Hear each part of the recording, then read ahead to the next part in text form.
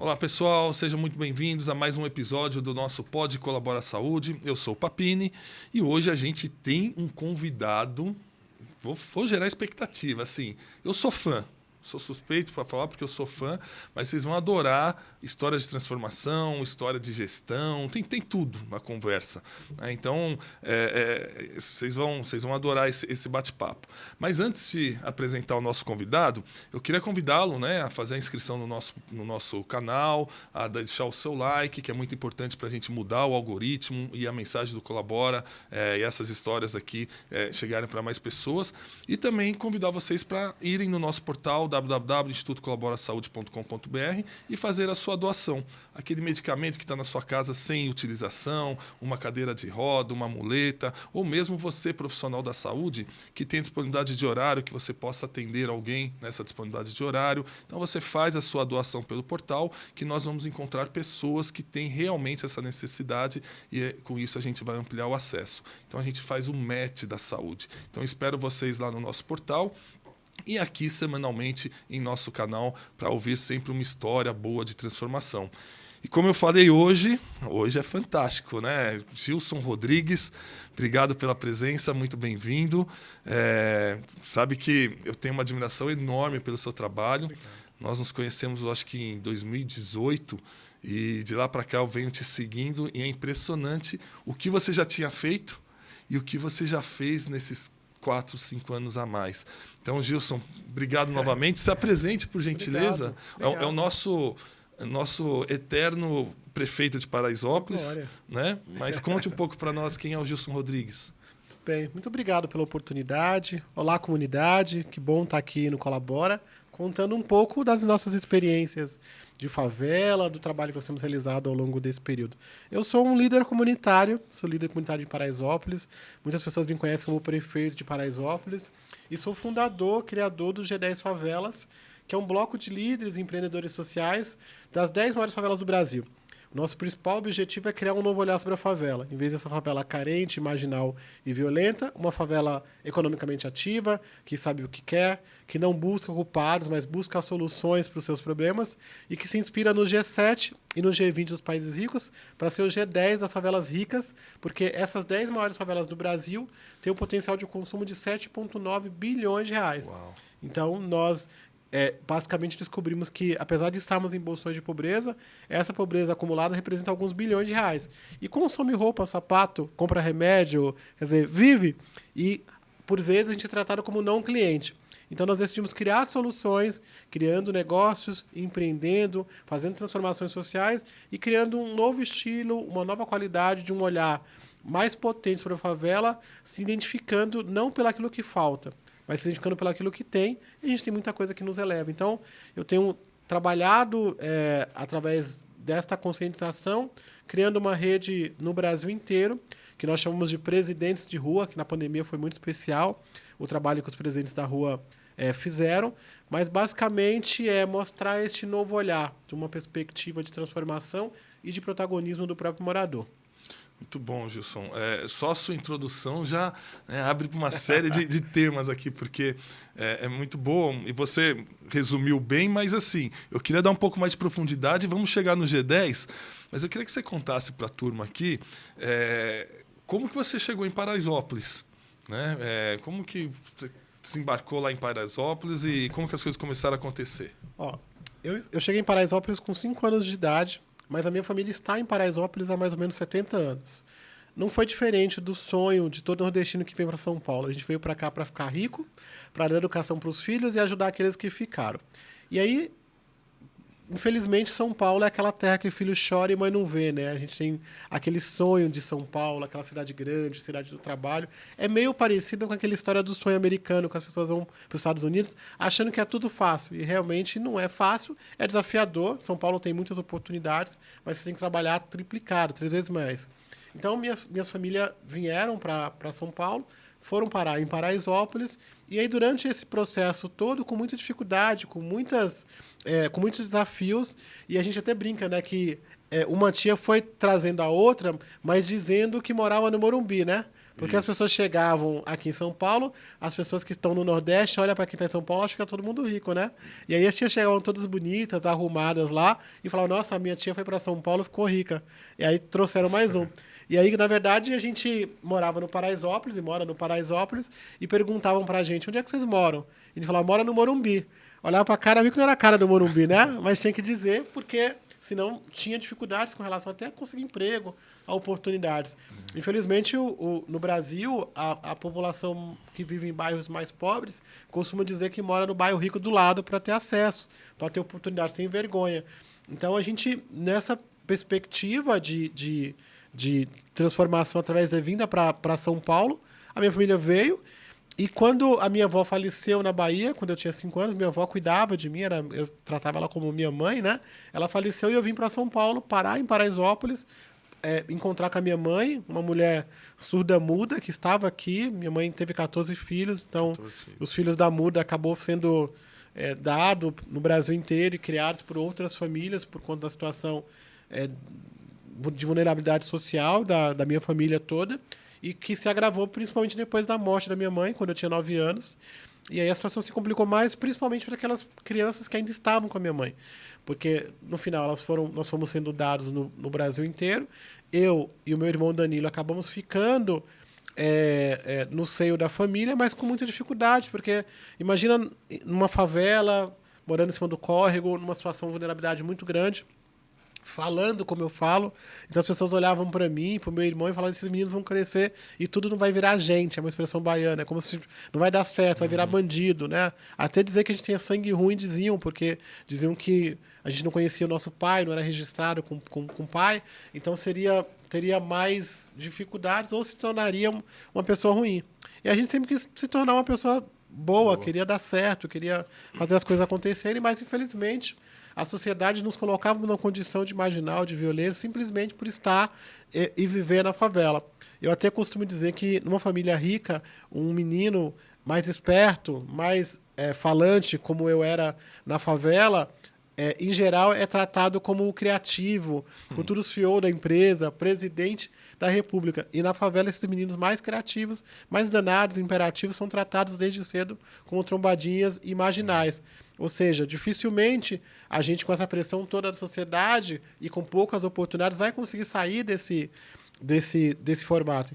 Então, por isso que é importante a gente falar sobre um novo olhar da favela, sobre um novo olhar para nossas crianças, para criar perspectivas e, ao mesmo tempo, trazer oportunidades de espaços como aqui no Colabora, de contar as nossas histórias de sucesso. Porque, em geral, as histórias que são contadas sobre as pessoas da favela são histórias de violência, de marginalidade, são as histórias contadas no noticiário policial. Então, é preciso contar essas histórias de sucesso para que crianças como eu fui, ou crianças que estão na favela, possam se espelhar, se inspirar numa outra construção, num outro mundo, né? No mundo de oportunidades.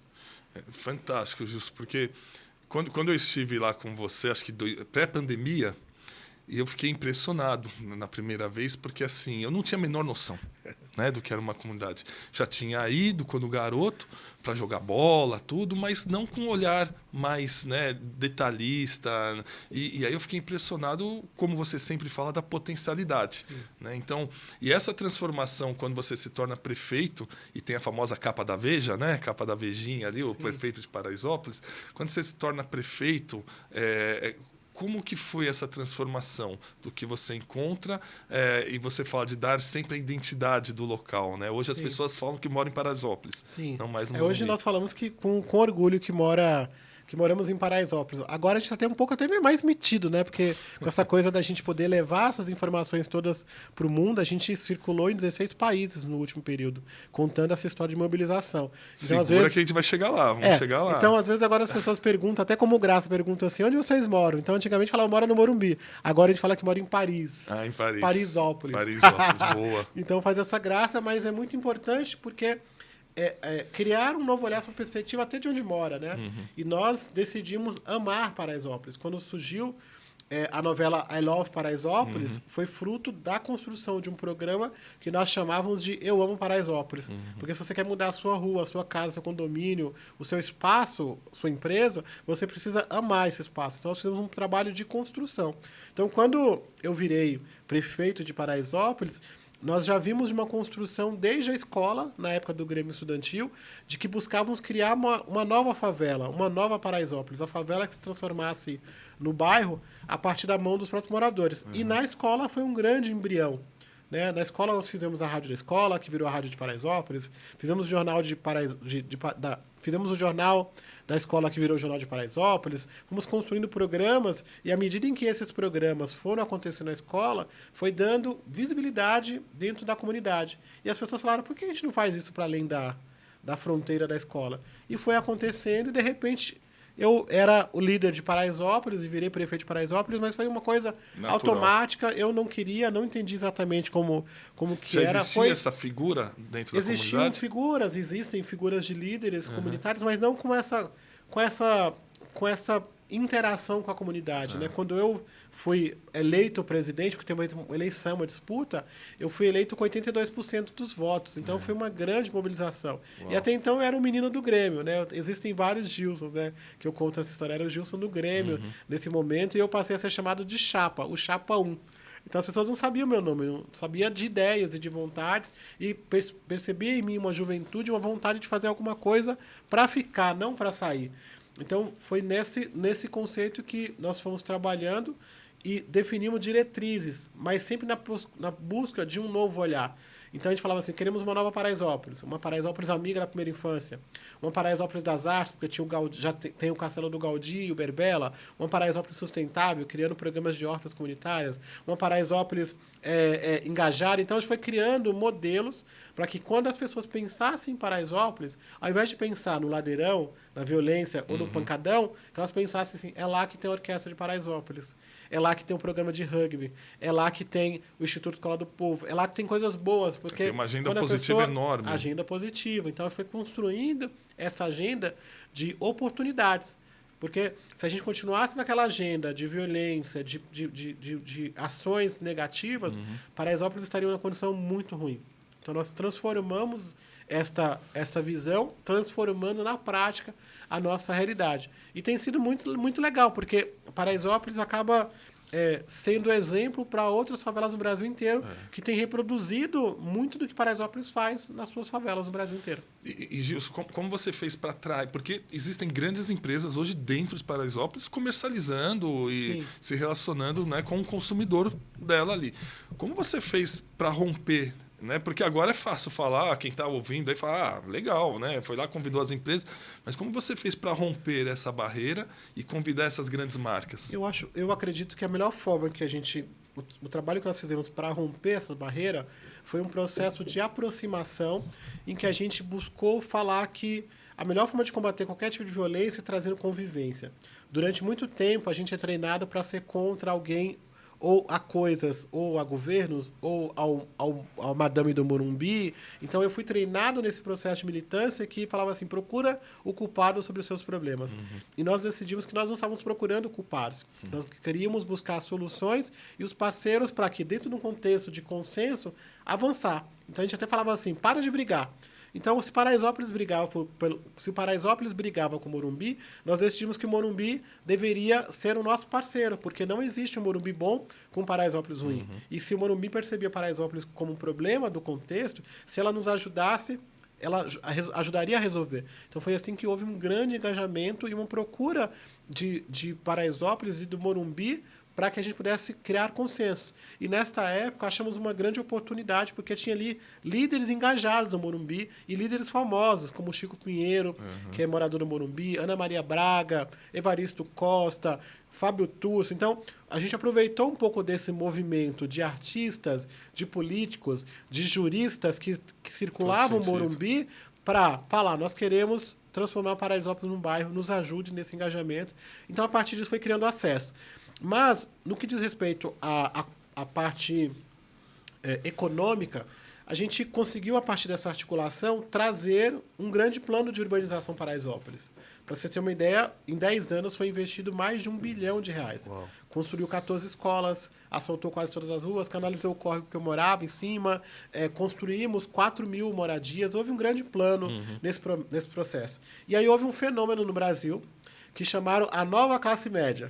E a nova classe média basicamente se conecta com o desejo de ficar rico. Falar assim, poxa, apesar de estarmos aqui numa situação de vulnerabilidade, isso aqui circula uma renda. E aí nós fomos olhar, dentro desse trabalho, enquanto prefeito de Paraisópolis, que como que uma cidade se desenvolve. E a cidade se desenvolve trazendo empresas para dentro. E aí eu olhei assim, bom, onde é que as pessoas de Paraisópolis saem? Só para contextualizar, Gilson, desculpa. 2006? 2005, 2006. 2005, 2006. Aí se a gente falou, bom, se a cidade para se desenvolver precisa ter as empresas, eu fui olhar para o mercado e ver aonde o nosso morador estava consumindo. Então você tinha assim, muito varejo, bancos e imóveis. Então, na época, eu fui falar, por exemplo, com o seu Samuel Klein e falei para ele, numa festa, falei, por que o senhor não monta uma loja da Casa Bahia em Paraisópolis? Aí ele falou assim, me arruma o terreno que eu monto. E nós montamos. Olha aí. A loja tem 15 anos já e é uma das top 10 no Brasil inteiro. E em maio, já há alguns anos, é a loja que mais vende no Brasil. Uau. Porque o morador da favela, ele não vai passear na favela como vai em Santo Amaro ou vai num shopping e entra numa loja. Ele já vai lá para comprar. Então, tem 15 anos que essa loja opera. Fui falar com o seu Trabuco, montamos o Bradesco. Fui falar com o Jesus do Santander e montamos o Banco Santander. Aí nasceram outros, Caixa, Banco do Brasil, até que nós criamos o nosso próprio banco, que é o G10 Bank Participações. Então, foi nesse processo de aproximação e algumas empresas que acreditaram primeiro que nós conseguimos provar o que a gente já sentia, de que a gente consome roupa, sapato, que a gente toma café, de que a gente usa creme. Quer dizer, que a gente efetivamente é um consumidor e que precisa ser olhado como consumidor e não como não cliente. Porque, por vezes, a gente é tratado como não cliente. Como se os R$10 do bairro valesse mais que os R$10 da favela. Então, é mostrar este potencial, é criar soluções e abrir no mercado. Mas sempre pelo exemplo, porque é muito difícil de falar de favela rica. A gente até tem feito um trabalho muito forte de combate à pobreza, mas sempre colocando num contexto de como é que combate a pobreza? Dinheiro no bolso. Ajudando as pessoas a empreender. Como é que a mulher que sofre violência doméstica resolve? Dinheiro no bolso. O jovem quer ganhar o mundo e fazer faculdade, dinheiro no bolso. Então, essa situação da pobreza e da necessidade ela é muito pontual e precisa criar alternativas, a gente tem buscado. Então, por vezes, a gente até recebe menos investimentos e menos doação porque as pessoas olham e falam, não estão precisando, porque está falando de favela rica. Não, nós estamos criando oportunidades e condições de alternativa para acabar com a pobreza de maneira organizada, sistemática e sustentável, porque a doação é muito pontual e necessária, porque temos 33 milhões de pessoas passando dificuldade no Brasil. Mas precisamos criar um modelo que seja para a transição disso. O morador de favela, as famílias que estão, elas não querem viver de cesta básica, não querem viver de doação de marmita, querem viver do trabalho, da renda. Eu vou chegar no recente artigo que você escreveu da favela em Cannes, por conta da sua ida, que saiu na Folha. Vamos chegar lá, porque eu acho que ele quase que resume toda essa história, né? E aí vocês crescem muito com a vinda das empresas, começa a estruturar. Chega a pandemia, 3, 4 anos atrás. O que isso atrasou, porque atrasou o mundo inteiro, né? A gente teve que retrair e voltar para o básico ali. Mas qual o impacto que a pandemia teve efetivamente na comunidade, não só em Paraisópolis? Eu sei que você circula várias outras favelas no Brasil. Qual foi o impacto da pandemia? O impacto da pandemia nas favelas ele foi realmente avassalador, porque nós não fomos incluídos dentro de um programa efetivo de cuidado. Né? Quando se falava do fica em casa... Na realidade da favela. Na realidade, dentro do nosso contexto da realidade. Quando se falava do fica em casa, parecia aquela coisa muito chique, que você ficava dentro de casa, assistindo televisão, tomando vinho na sua cozinha. Era mais ou menos isso que era o fica em casa. Office. Faz o home office. Então a gente olhava para aquilo e não se encaixava. Então isso não era para a gente. Até a comunicação foi uma comunicação inadequada para esse público. Mas quando se falava... Isso, tudo bem, mas quando chegava nos detalhes de que você tem que cuidar da higiene em espaços que faltam água e que tem famílias morando em cima de córrego, como é que você cuida da higiene neste contexto? Como é que você fala sobre uma doença que a velocidade do atendimento requer essa urgência para você ser salvo ou não? Porque falta ar, então se não tiver um respirador, você vai morrer. Só que nas favelas, a ambulância não chegam. E se chegam, demora até dias para chegar num chamado. Então, nós vamos olhar para o conjunto do que a Organização Mundial da Saúde dizia como prevenção ou como recomendação para o Covid, e a gente não se encaixava, porque não aglomerar para a gente é impossível. Nós vivemos em casas pequenas, famílias aglomeradas, com dificuldades de acesso à água, questão de higiene, então foi muito difícil. Então, nós olhamos, parecia um decreto de morte. Então, quando a gente viu isso, nós pensamos, se alguém morre na favela, não é um número nacional. A gente conhece pelo nome. A gente sabe que são as pessoas. É a mãe e o pai de alguém. Então, desse desespero, surgiu a ideia de construir unidades de formação de líderes que pudessem cuidar uns dos outros. E daí surge os presidentes de rua, que são moradores que cuidam cada um de 50 famílias. E ele nasce em Paraisópolis, sem pretensão nenhuma de escalar no Brasil inteiro. E quando a gente abriu as inscrições para as pessoas serem presidentes, apareceram 658 pessoas para cuidar de 50 famílias. Então foi muito especial. E em 40 dias nós formamos os presidentes, montamos brigadistas, porque as ambulâncias não vinham, então a gente formou brigadistas e bases para socorrer as pessoas com macas, se fosse necessário. Também contratamos ambulância 24 horas com equipe médica durante esse período todo. Foram mais de 11 mil atendimentos e pagávamos esses médicos e essa estrutura. E aí pensamos, nós precisamos isolar as pessoas testadas positivas e criamos 2 centros de isolamento de Covid-19. Nós contratamos o Einstein para poder fazer toda a parte de gestão desse serviço. O Einstein que está constantemente, ele tem projetos dentro O Einstein é nosso parceiro em Paraisópolis e tal. Mas para essa iniciativa era algo muito inovador, porque a gente não...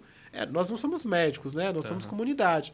Tanto é que logo no início que nós começamos a pedir na televisão que a gente precisava construir centros de isolamento, eu pensei em usar as mansões do Morumbi.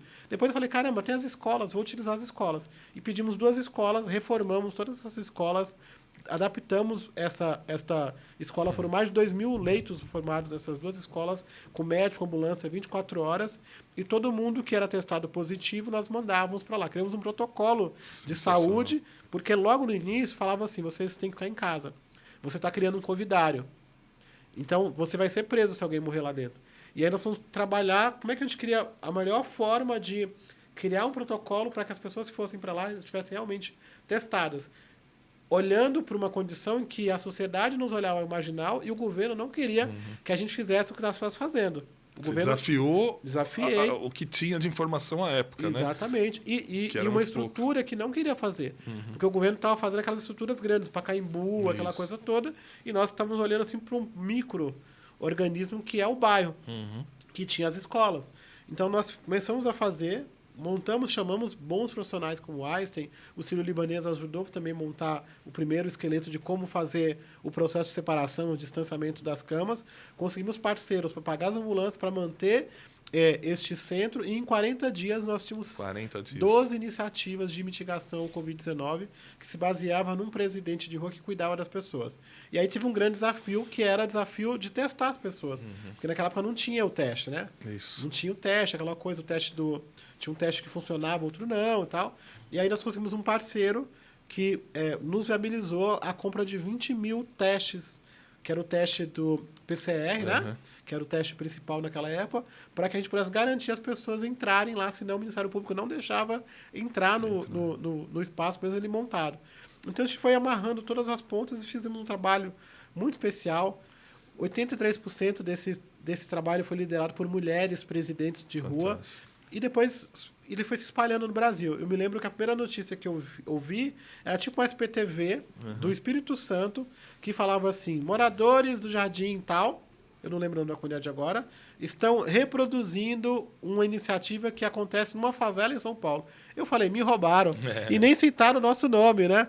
Aí eu falei, caramba, não é isso mesmo, isso tem que ser reproduzido. E aí, hoje o G10 está organizado em 16 estados, são 389 favelas que reproduz esse movimento do presidente de rua. São 4.002 presidentes de rua que cuidam cada um de 50 famílias. Então, nessa fase de cuidado da saúde. A gente também passa por essa fase nova de questão da economia, onde o presidente de rua ele é uma espécie de ferramenta de desenvolvimento econômico. Então, quando a gente decidiu criar o G10 Bank, por exemplo, como é que a gente decidiu validar o crédito? Através do presidente. Então, se o Pampini pede um crédito para mim e a presidente dele é a Amanda, eu pergunto para a Amanda se eu dou o crédito para o Pampini ou não, e ele me ajuda no monitoramento. Então, é uma espécie de avalistas informais. Depois viraram fazendeiras urbanas, costureiras, cozinheiras do Mão de Maria. Então, foram criando ferramentas de desenvolvimento econômico e social. Quer dizer, pelo micro, que você tem profundidade e conhecimento, você constrói o macro, e não o oposto, né? Porque muitas vezes a gestão pública, ou mesmo você trabalha lá no macro pensando que você já conhece tudo e implementando as ações. Eu acho que esse formato, que é um formato que você cria modelos, e você pega da gaveta e aplica em qualquer lugar, ele não é real. Nós precisamos considerar o território, conversar com as pessoas, entender, inclusive, as inteligências que estão ali. Às vezes você pega uma pessoa, uma senhora semi-analfabeta, com bastante dificuldade diversa, mas ela tem um conhecimento ali que ela precisa ser utilizada para poder implantar qualquer serviço naquele território. Então, a gente se baseia no presidente e dá a ele a condição ou o empoderamento para que ele possa tomar as decisões e ajudar na condução da melhor decisão. Então, temos feito isso. E esse modelo assim, foi premiado no mundo inteiro. A gente foi empreendedor social do ano da Folha. Vários institutos deram para a gente uma certificação dizendo que o nosso metodologia para mitigação de Covid-19 foi melhor do que a gestão da cidade de São Paulo. Então, a gente acabou provocando muito o governo sobre essas iniciativas e quando a provocação não servia, a gente foi para a justiça em algumas ocasiões. Então, a gente entrou na justiça, por exemplo, contra a Sabesp para garantir que tivesse água em Paraisópolis, por exemplo, que ainda falta água, porque eles tiravam diminuir a pressão. Fantástico. Nós entramos na justiça contra a prefeitura para que ela pudesse garantir que o SAMU fosse lá. E ele continua não indo. Então, as pessoas falam muito desse novo normal, só que esse novo normal é uma normalidade agravada devido aos efeitos todos da Covid-19. Só que nós continuamos trabalhando, lutando, dando um exemplo e mostrando essas possibilidades, e buscando trazer as empresas e o governo para falar assim, olha, é necessário um novo olhar. O líder comunitário, ele não é uma liderança para ficar perturbando o governo, o seu incômodo, o seu problema. Ele é um parceiro. Ele está interessado em resolver aquela situação. Então, ele é preciso ser enxergado desta maneira, como um aliado, e não como alguém que quer arrumar confusão. Hoje em dia, as pessoas querem brigar por tudo. A gente não quer brigar, a gente quer resolver. Então, eu me lembro que naquela época, quando a gente entrou na justiça com relação a Sabesp, nós tínhamos tentado vários diálogos para poder resolver. E aí, quando foi para a justiça e saiu nos jornais que fomos para a justiça, me ligaram, você está falando mal do governador. Eu falei, não, eu não estou falando mal do governador, estou dizendo que está faltando água aqui. É diferente. Então, você está falando mal do prefeito porque não vem o SAMU. Não, eu estou dizendo que o SAMU não vem. Então, essas foca interpretações... no problema, não na pessoa, exato. Né? Então, essas interpretações de que você não pode falar de uma coisa porque você vai falar mal de alguém, não, cara. Temos que resolver os problemas. Temos que criar as condições para isso. E você deixa isso muito claro na primeira história, quando você transformou com o pessoal do Morumbi. Sim. Não tem nós contra eles, né? Juntos a gente vai buscar uma alternativa que seja boa para todo mundo, né? Com as particularidades. E você traz esse conceito, né? Eu costumo muito falar coisas sobre... Eu costumo muito falar sobre coisas que eles falam sobre nós. Então, essa coisa de falar o Paraisópolis, não existe um Morumbi bom com Paraisópolis ruim, é de conscientizar o morador do Morumbi que se ele quer melhorar o próprio bairro dele, é necessário incluir Paraisópolis, porque nós somos no coração. Todas as saídas dão para o Morumbi. Paraisópolis é Morumbi. Ao mesmo tempo que eu também faço a provocação de dizer assim, de que 99% dos moradores do Morumbi são honestos e trabalhadores como o de Paraisópolis. E não o contrário, porque se é real, então serve para qualquer um dos lados. Também que ouçam o que falam sobre nós. É importante, porque é real que 99% dos moradores do Morumbi são honestos trabalhadores, assim como são os de Paraisópolis. Isso. Mas nós temos 1% do problema. E que a gente não pode olhar para este problema e generalizar para tudo. Temos que criar as condições de resolver. A gente vai trazendo esses insights e mostrando essas oportunidades. E com um monte de conceito de gestão, né? É impressionante.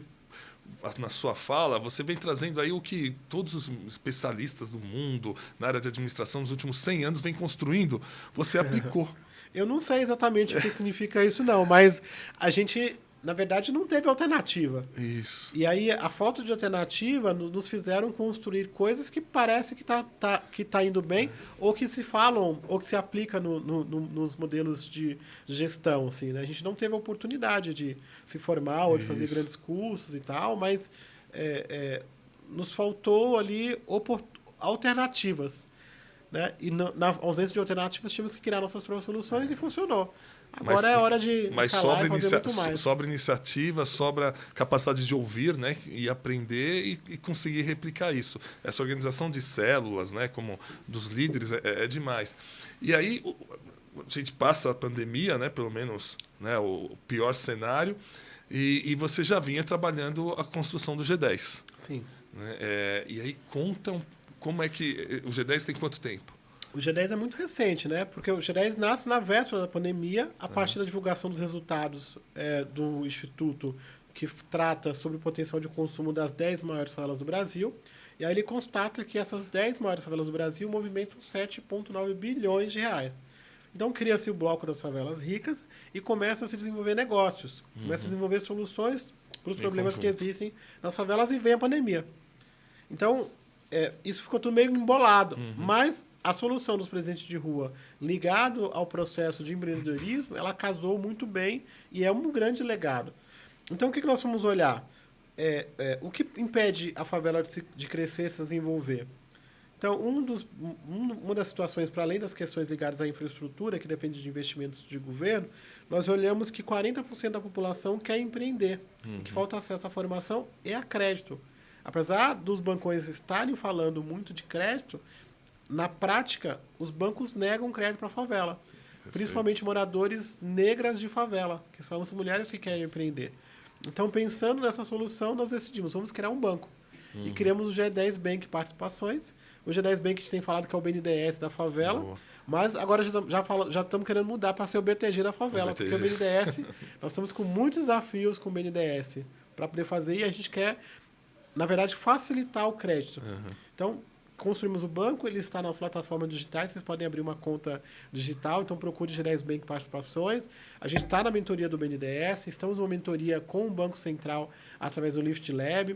Desenvolvemos um novo score de crédito que oferece crédito para além do SPC Serasa, a gente avalia participação, colateralidade, nós avaliamos caráter, então tem um questionário e a partir desse questionário a gente desenvolve uma pontuação e essa pontuação define qual o valor do crédito e se a pessoa vai ter acesso ou não. E aí tendo o presidente como avalia informal. Então, banco foi a nossa primeira iniciativa. Depois nós vimos que a história do fica em casa, do home office, ele não era para todos, porque falava assim, fica em casa, porque seu produto chega em casa, não precisa ir mais no mercado, na farmácia, não precisa ir em lugar nenhum que venha alguém te entregar. Só que na favela a pessoa não entrega. Sim. A ambulância não chega. Então você tem uma série de... O aplicativo de carro nos bloqueia. Então como é que resolveria isso? Então a partir dessa identificação, nós fomos falar com as plataformas de e-commerce e decidimos criar a Favela Brasil Express, que é uma empresa de logística que cria microcentros logísticos dentro da favela. Então quando o Pampini vai fazer uma compra e ele coloca o CEP da favela ou o endereço da favela, e se antes aparecia bloqueado, agora ele vai permitir essa compra, vai chegar no microcentro de distribuição e o morador faz a entrega diretamente na residência. Nós estamos atuando em 7 favelas, são 14 mil favelas no Brasil, mas já estamos atuando em 7. E já entregamos em 2 anos mais de R$1 bilhão de mercadorias. São 14 mil? 14 mil favelas. Você já está em 7 mil? Não, nós estamos com a Favela Brasil Express, estamos operando em 7 favelas apenas. Tá. E em 7 favelas apenas, em 2 anos, nós entregamos R$1 bilhão em mercadorias. Uau.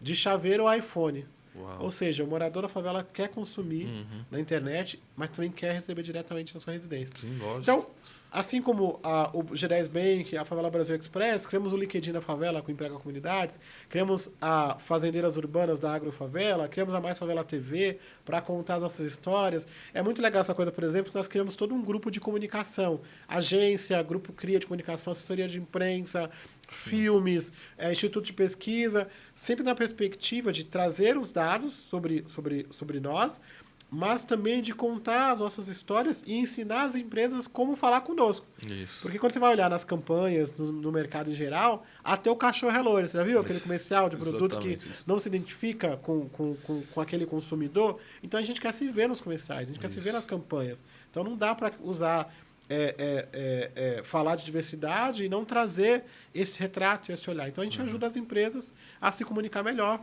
trazendo a Mais Favela TV, trazendo o bonde de favela, que são os influenciadores de favela, trazendo a CRIA. Então, são soluções que nós criamos para ajudar a entender este mercado, que é um mercado de 200 bilhões de reais. As empresas que não estão investindo, que não estão olhando para esse mercado, estão perdendo a oportunidade de ganhar dinheiro, de impactar e ajudar a transformar o Brasil. E Gilson, nesse pouco tempo, você já percebe um impacto por dentro das empresas com esse olhar, mudança de olhar, ter uma aproximação maior? Como você está vendo eu consigo perceber uma interação maior e um movimento de transformação.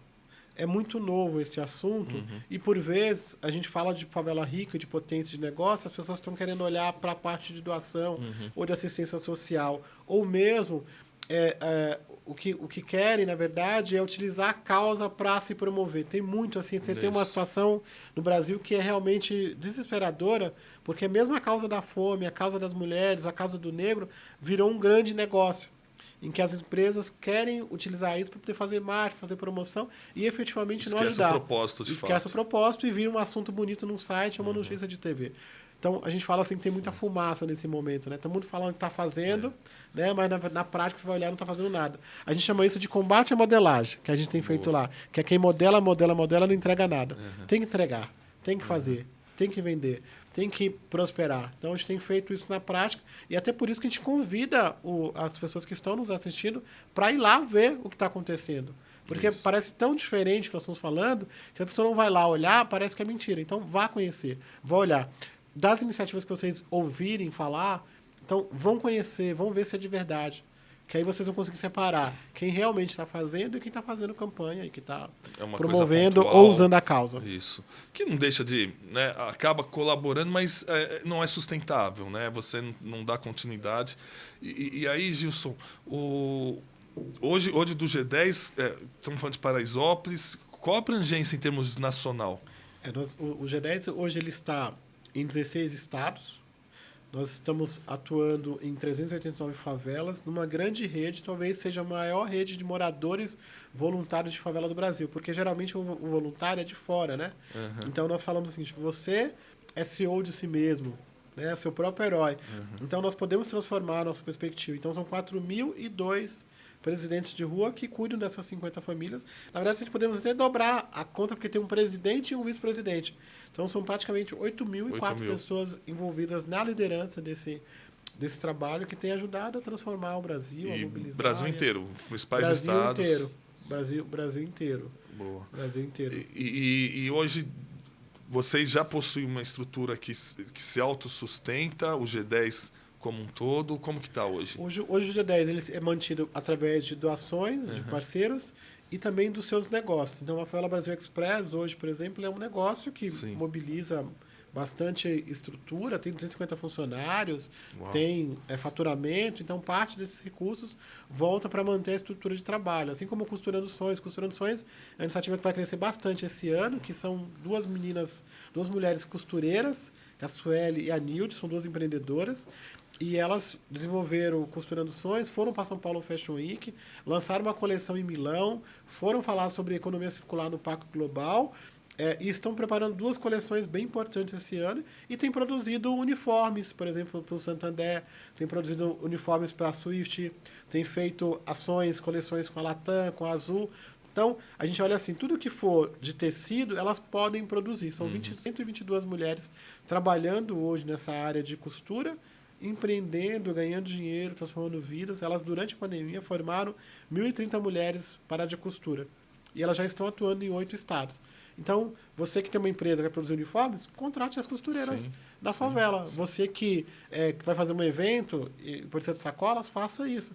Assim como os bufês do Monte Maria, quer empréstimo, pede para o banco, quer entregar, procura a Favela Brasil Express. Então, é criando soluções para os problemas que existem lá. Tem um ecossistema pronto ali para ser consumido. Exato. Né? São 28 iniciativas hoje e serão 40, se Deus quiser, e eu tiver paciência e força, até o final do ano, né? Eu já tô careca, né? Então eu já tinha mais cabelo.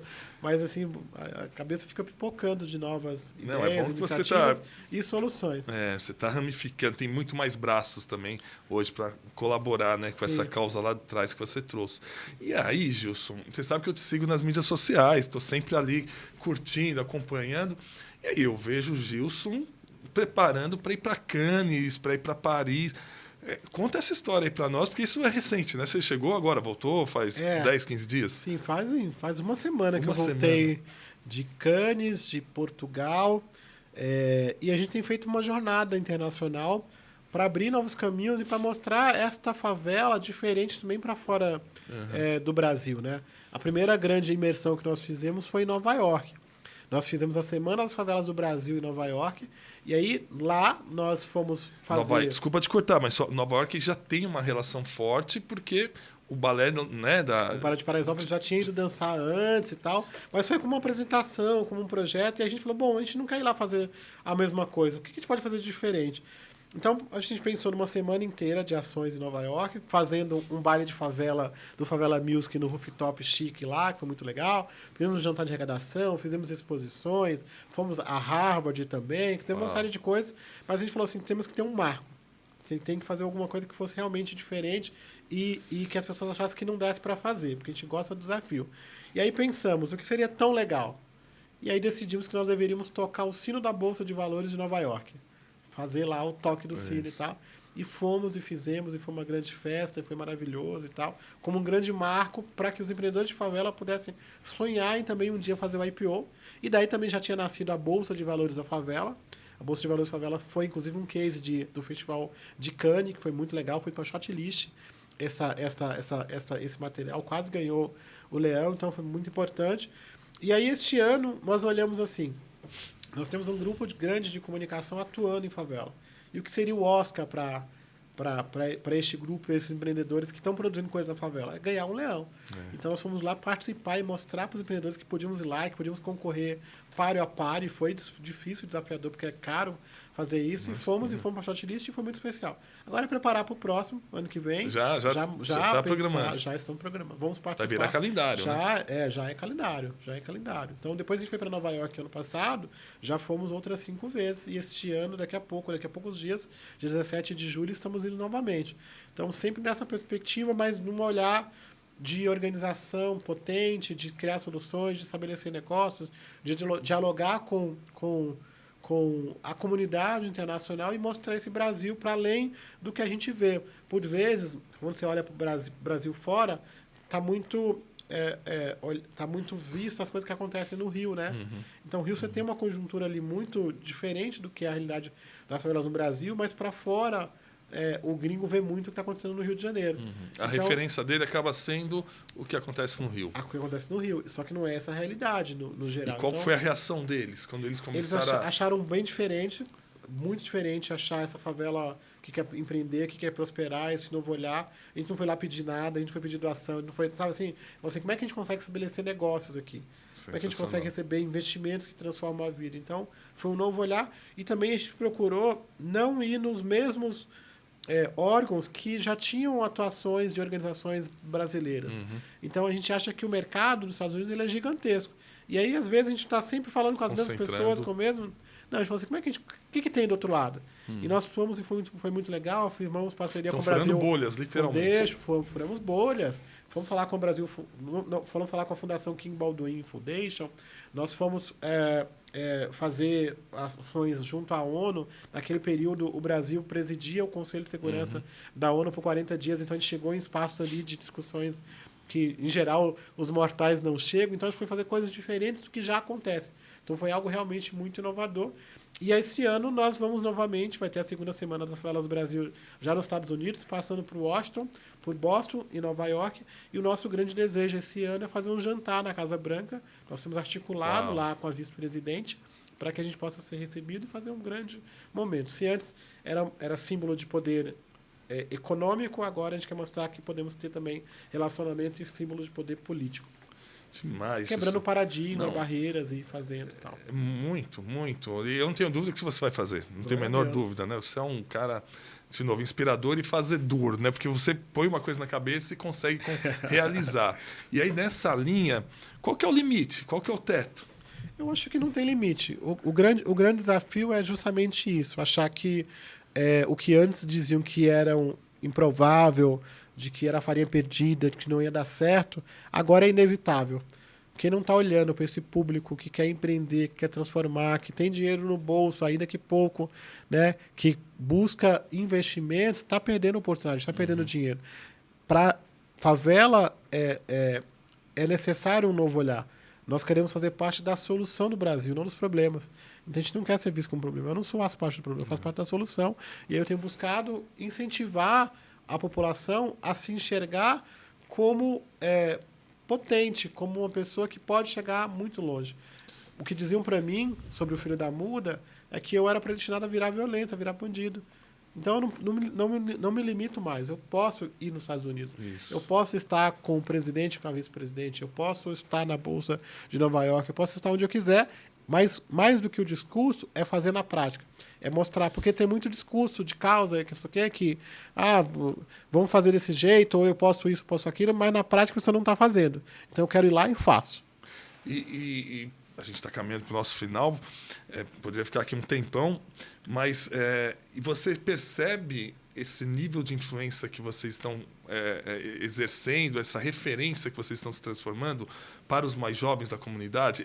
Você enxerga que vocês têm esse papel e que está ocorrendo essa transformação? Você percebe Eu percebo que tem novas perspectivas e que a gente tem buscado fazer a partir do exemplo, mas não se colocando nesse espaço de olha pra gente aqui e tal. Não. Naturalmente. Como é que a gente faz as coisas acontecerem e isso seja natural, como é natural nos Jardins, como é natural no Morumbi.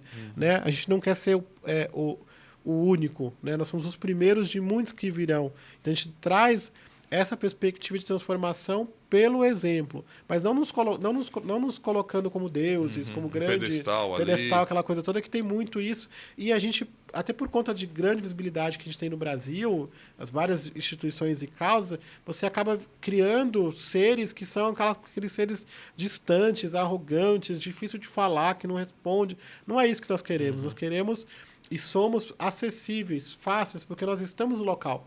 Quando alguém fala sobre os seus desafios da favela e suas soluções, ou sobre os dados da favela, sejam positivos ou negativos, eu sou esse dado. Então, eu estou lá, nós estamos aqui. Então, num processo de construção em que nós nos permitimos uma participação, interação e a busca de consenso, percebendo que a convivência com os diferentes é o que traz esta potência, traz essa realidade. Então, a gente não quer estar em caixinhas nem de a gente não quer estar nas caixinhas que nos colocaram durante estereotipadas muitas vezes, né? É muito diferente. Em Cannes, a gente percebeu assim que quando era tão diferente de estar lá, e é um ambiente, quem nunca foi para esse espaço assim, é realmente assim um ambiente muito chique, intimidador, muito luxuoso, né? muito Muitas intimidador, vezes. não que eu sou eu sou corajoso, mas se você olhar com calma assim, não tiver cuidado, você fala, caramba, o que eu estou fazendo aqui? Você pode chegar ou ser levado a crer que você não deveria estar lá. Então, eu fui super convidado lá, participei de uma série tem as praias, né, que eles chamam, que são os espaços das empresas, e aí eu ia interagir, fazer as conversas todas com as empresas. Algumas pessoas não entendiam o que era a favela, ou quando percebi, perguntavam, é aquele lugar, assim, um morro lá da pobreza e tal? Tipo, o que vocês estão fazendo aqui? Então, este olhar novo sobre a favela, ele ainda precisa ser muito construído, ser muito falado e ser muito exemplificado para que ele possa dar certo. Porque senão ele vira uma causa de uma pessoa ou de alguém que vai usar esta causa e vai explorar. Acontece muito hoje, assim, de alguém pegar a causa, o espaço ou a favela e falar, sou dono da favela. Ou sou especialista em favela e aí vira uma pessoa que está, na verdade, explorando a população e não devolvendo nada. Muito bom. Gilson, sensacional. De novo, estar com você, ouvi-lo é muito legal e inspirador, né? Eu, particularmente, me espelho muito em você para tentar contribuir, mas mais do que isso, né? Na sua potência de agir, né? Aquilo que você falou, pô, não tem limite, a gente vai conseguir dar trabalho. E eu não tenho dúvida que você está formando muitos outros Gilsons. Tomara. Né? É um desafio formar novos líderes, novas pessoas com essa consciência e com esse olhar de fato mudar a sua realidade e a realidade do próximo, né? Eu quero muito aproveitar para te agradecer o apoio, o engajamento, o seu, da sua família, do seu filho também que se te mandou engaja. Um abraço, ele sempre fala de você. Por toda a participação. A melhor forma é isso, é dando o exemplo, é fazendo, mostrando, né? Abrindo caminhos para que outras pessoas também possam fazer a mesma coisa. Muita gente quer ajudar e não sabe como. Eu vi que o podcast e o Colabora, ele é uma ferramenta de ponte para ajudar as pessoas a ajudarem quem mais precisa. Então, isso é muito legal. Exato. A gente tem recebido muita gente aqui e é justamente isso. O brasileiro é um povo solidário na sua essência, né? Mas ele precisa muitas vezes saber como ajudar, né? E ter a segurança, né? De que aqueles recursos realmente vão para quem precisa. A gente está tentando fazer essa ponte, poder participar disso junto com você no nosso tamanho aqui, mas recortado na saúde. É sempre um prazer. E Gilson, a gente termina sempre essa conversa com uma pergunta, que é: o que é saúde para você? O que é saúde para mim é a gente poder viver bem, alimentado e acreditando de que nós podemos transformar a nossa realidade e a realidade do outro. Acho que a saúde está de maneira muito ampla, para além do aspecto físico, mas um aspecto mental, social, compartilhado, né? É se perceber dentro de si e perceber Deus dentro de você como luz, transformação. Fantástico, homem é fera. Eu falei para vocês. Então, um brinde aqui. Um brinde. Parabéns, Gilson. Saúde. Vida longuíssima, muitos projetos, que o G10 se transforme na grande referência mundial. Amém. Né? Contem conosco.